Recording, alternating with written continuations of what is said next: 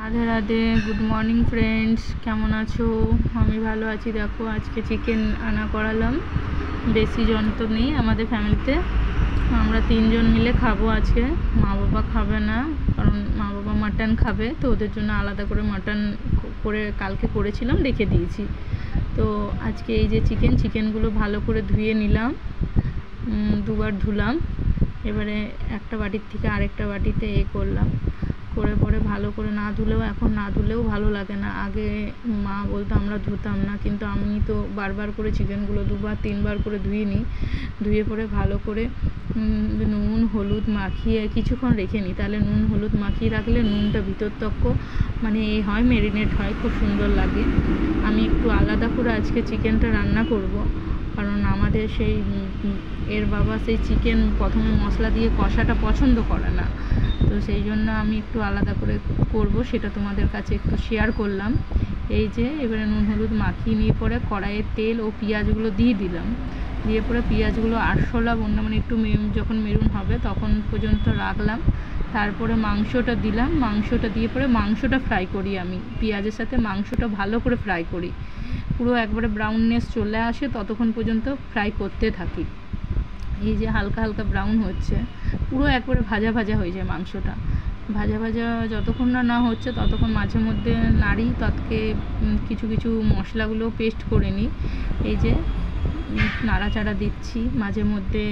আরও পটলগুলো কেটে নিলাম, সবজিগুলো সাইডে কেটে রাখা আছে, আরও ফ্রাই করছি। বেশি না ভাজলে তখন পছন্দ হয় না, বলে এরকম করে রান্না করাটা আমাদের ঘরে সবাই পছন্দ করে। একদিকে গরম জল সসপ্যানে বসিয়ে দিয়েছি। এরপরে মাংসর মধ্যে মশলা দিলাম, এই যে আদা রসুন বাটা, গরম মশলা, গোটা গরম মশলা আমি দিই, সব বাটা ছিল, সব পেটে পরে মিক্সচার মেশিনে পেস্ট করে রাখা ছিল, ওইগুলো সব পেস্টগুলো দিয়ে দিলাম। দিয়ে পরে এবারে নাড়াচাড়া করছি, ভালো করে নাড়াচাড়া করে পরে কিছুক্ষণ ঢাকা দিয়ে দেবো। তারপরে যতক্ষণ না তেল মানে বেরোচ্ছে ততক্ষণ পর্যন্ত নাড়াচাড়া করতেই থাকবো।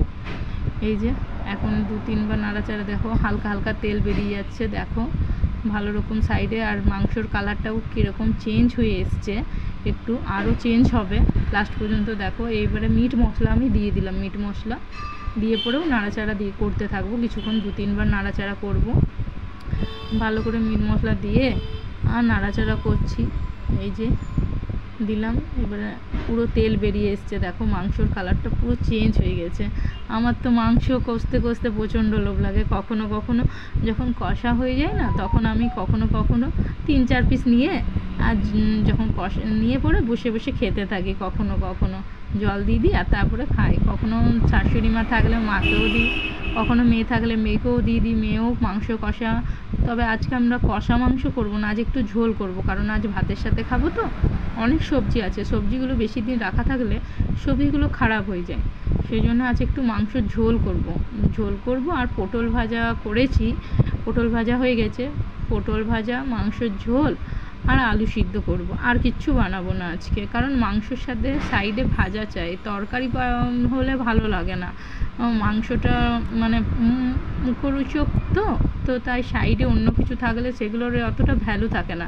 এবারে গরম জলটা দেখো গাইস দিয়ে দিলাম, একটু হালকা দিলাম, আর একটু দিতে হবে। দেখো এবার জলটা কেমন ফুটে উঠছে। গরম জল দিলে দেখবে মাংসর টেস্টটা আরও চেঞ্জ হয়ে যায়। তো তোমরা যারা গরম জল দাও না, তো আমার রেসিপিটা একবার ট্রাই করে দেখবে খুব সুন্দর, অসাধারণ লাগে। তো তার সাথে কিন্তু গোটা গরম মশলা দিবে, গোটা গরম মশলার টেস্ট খুব ভালো লাগে। দেখো গরম জল আরও দিয়ে দিলাম। এবারে হালকা আঁচ করে রেখে দেবো, কারণ গরম জল দেওয়ার পর তুমি যদি জোরে আঁচ করে রাখো তো মাংসর কালার তেলটা উড়ে যায়, সেই জন্য আমি হালকা আঁচ করে রেখে দিলাম। দেখো আমার মাংস রেডি হয়ে গেছে, দেখো কালারটা দেখো, তেলটা উপরে হয়ে এসছে, কষ্ট সুন্দর লাগছে না? দেখো লাল লাল কি সুন্দর। তবে আমি ঝাল দিইনি, কারণ আমার মেয়ে খায় না। বাই।